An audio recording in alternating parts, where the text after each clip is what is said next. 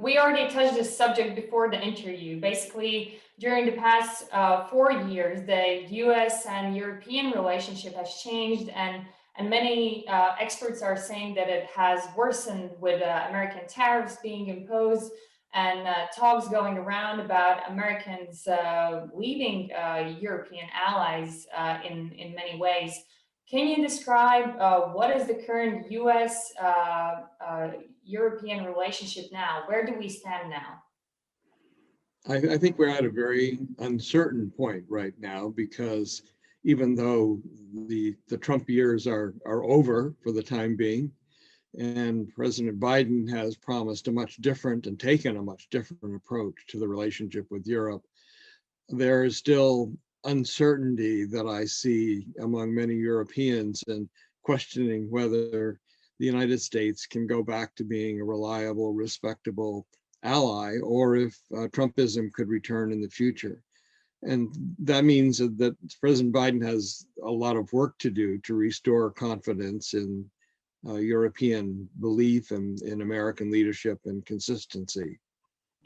And we see that in the new administration, there are many people who have deep understanding of European issues, the importance of NATO, and the importance of protecting American allies, such as the Baltic states, and in importance to deterring Russia, such as Antony Blinken. At the same time, can we say that there's unilateral understanding within the administration and also across all representatives in the US Congress about these issues? Can we say that US has a common understanding of importance of these issues that I mentioned? I think there may be more common understanding that may be apparent to people looking at the United States from outside. If you'll remember, during the Trump administration, when President Trump made the threats basically to abandon Article 5, the Article 5 commitment in the NATO treaty, the collective defense provision, if allies didn't live up to their commitments financially. The response from the Congress was actually very supportive of NATO. And what's interesting about this is that for basically the history of the alliance, it's been the Congress that has tended to be more demanding of the allies and more concerned about the burden sharing issue. But as soon as a president, and traditionally presidents have defended the alliance and the commitment, but as soon as a president comes along who attacks that commitment, calls the commitment into question, the Congress in fact came in and very strongly supported the alliance. And in fact, in 2018, I was invited along with a couple of other individuals to testify before the Senate Foreign Relations Committee about how important the alliance is to the United States. And this was the Foreign Relations Committee under the chairmanship of the Republicans.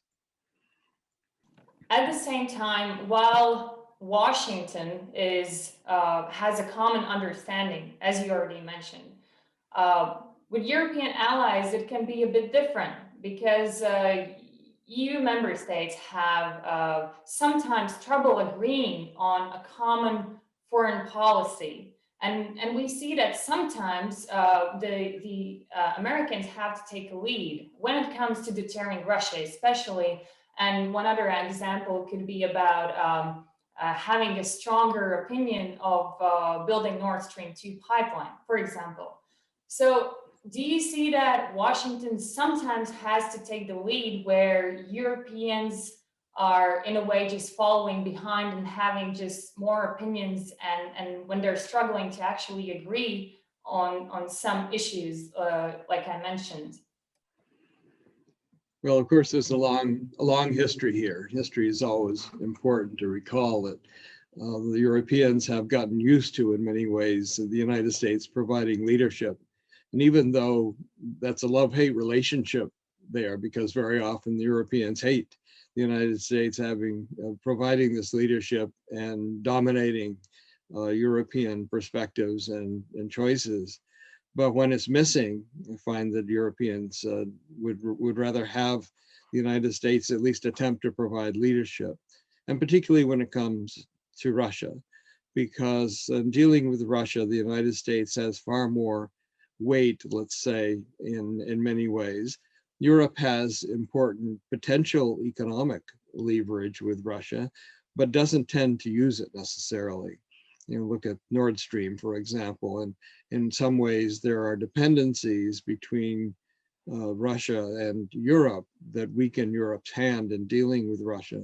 The United States has very few such dependencies, and therefore the United States has a somewhat freer hand to take stronger line or approach to Russia. Now, that said, of course, there are great questions about the relationship between Trump and Putin, and there still are great questions about what was going on there. But the fact is that the new administration under President Biden will take a far more balanced approach, has already demonstrated the willingness to impose sanctions for Russian behavior, but at the same time is not going to try to create a crisis in the relationship. And so I see what I think will be a kind of approach that has been basically part of the NATO approach to dealing with the Soviet Union and now Russia. And that is providing defense and deterrence and also questioning Russian behavior, but also being willing to dialogue and to cooperate with Russia where cooperation is in the interest of the United States and the West. You already mentioned that Washington can take a bit more hawkish way towards Russia because there's less dependency as in comparison with Europe and Russia.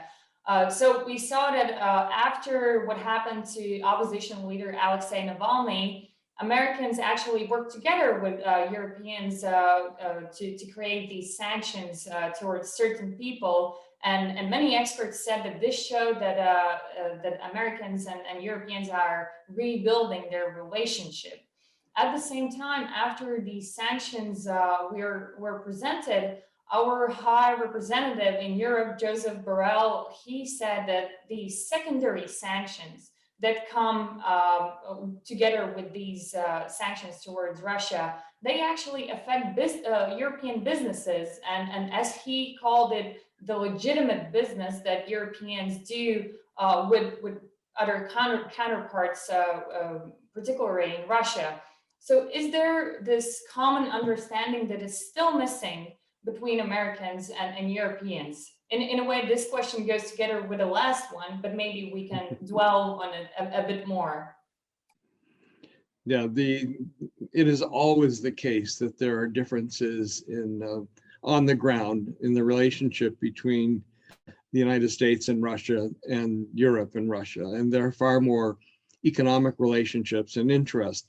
And what if you look at it, it also is a factor in the relationship with China, which is a growing topic of discussion between the United States and Europe.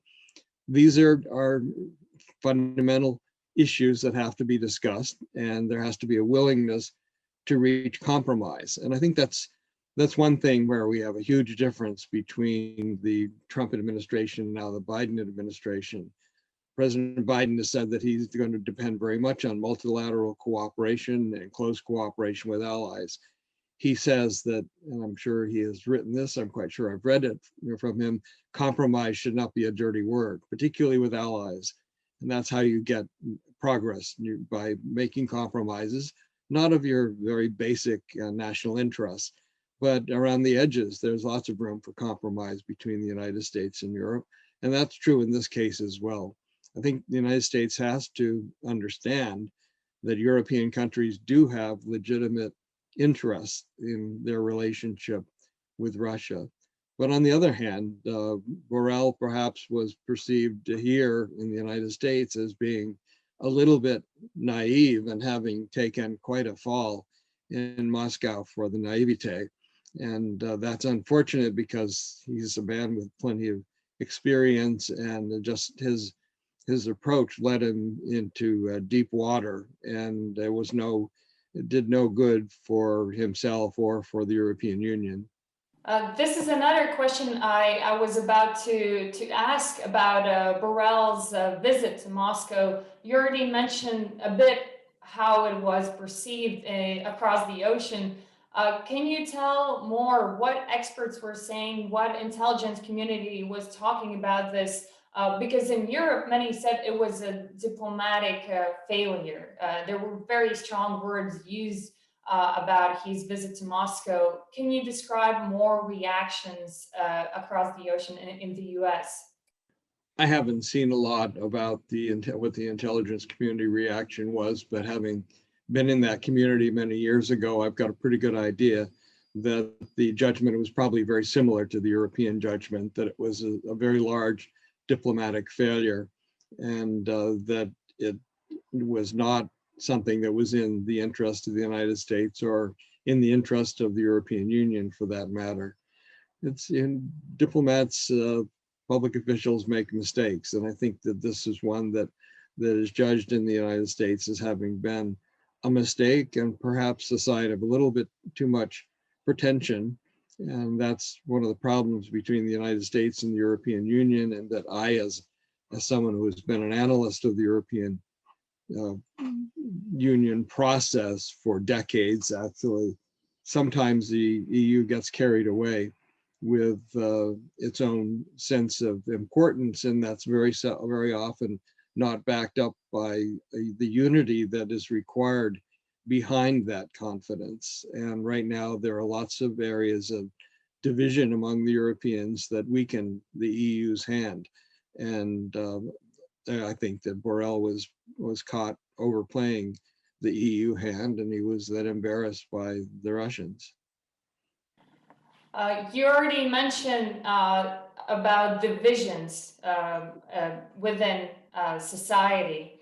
And I was looking at one of your latest books, as you mentioned yesterday in the email, Defense of the West, where you talk about preserving Western values during turbulent times, such as former President Mr. Trump's era, and also time of Brexit.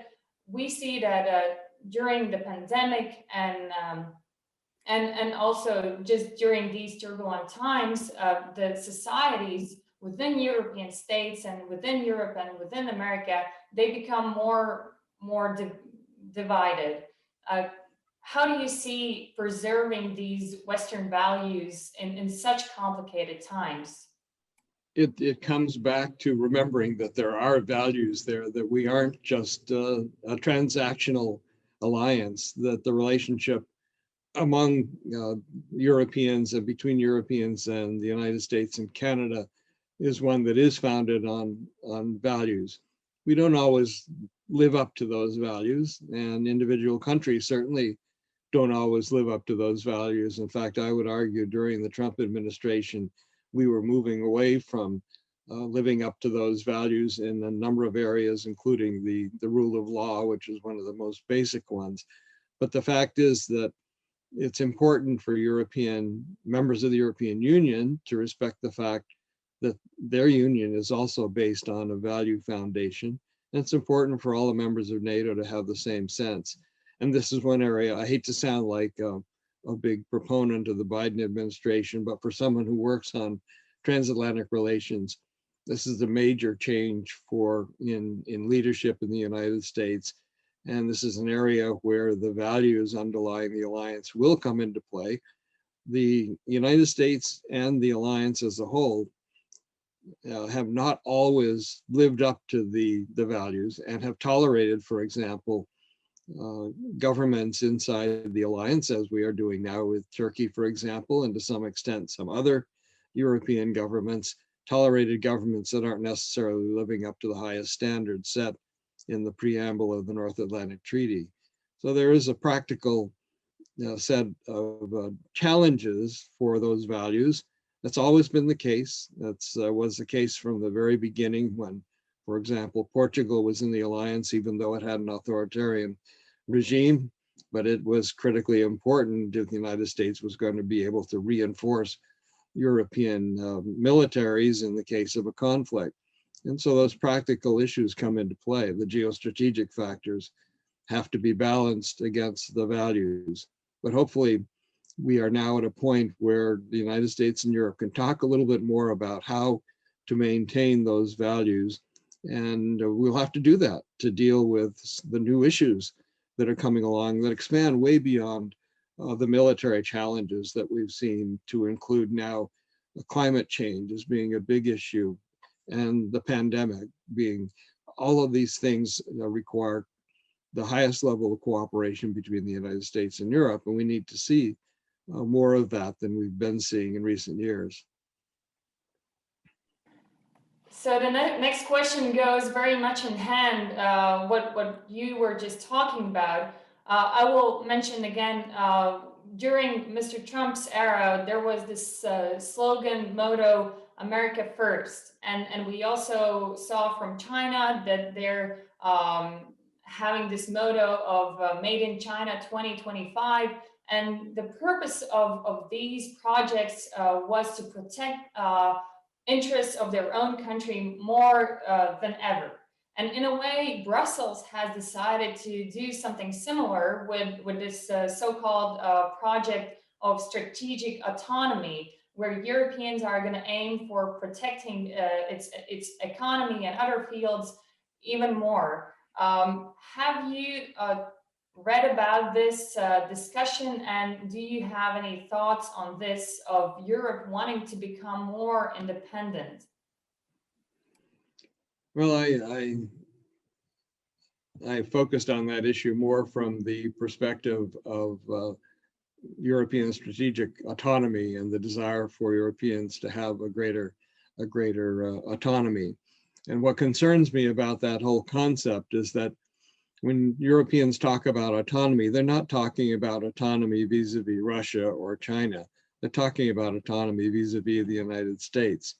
And I support the idea of Europeans becoming more united and more effective inside the European Union. But I also believe that it's in Europe's interest, as well as that of the United States, for that stronger Europe to be built inside the transatlantic relationship, not outside of it. And sometimes this makes me feel very old, but the first book I wrote on the transatlantic relationship in the early 1980s, I made this point exactly in supporting what I called then, for the first time, a new transatlantic bargain, and saying that that bargain should be a stronger, more united Europe inside the broader cooperation of the transatlantic relationship. That still is true.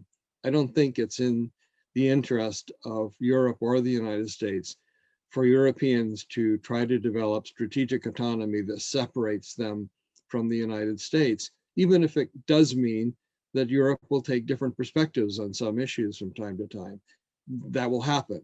But the point is to build it all inside a framework where compromise and cooperation on a transatlantic level becomes part of that formula.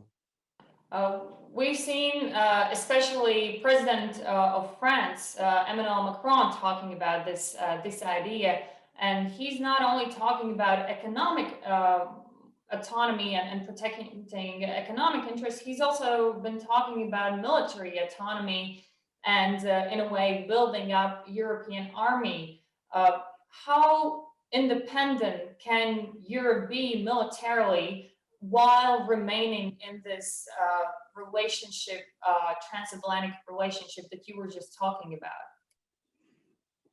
Well, I'm very familiar with President Macron's approach because it's also a very familiar French approach. We can go back to Charles de Gaulle and say that we can trace everything in what Macron is saying and doing now back in many ways to the relationship with de Gaulle's, let's say, rebellion against transatlantic relations and against the United States. The concern that I have is perhaps a double-sided concern. One is that if European autonomy in the military sphere is pushed too strongly, it could provide for a division between the United States and Europe that would drive the United States out of cooperation with Europe on military affairs. Secondly, perhaps what should be a bigger concern of Europeans is that defense of Europe without the United States is something that would require much larger military budgets of all European countries, and particularly of Germany, but of others as well, including France. And right now, I have seen no studies that suggest the possibility for Europe to achieve that kind of autonomy in any kind of near-term future. And so not only do I think it's unwise politically to push too hard on that approach, but it also is very impractical and not based in a realistic appreciation of the facts.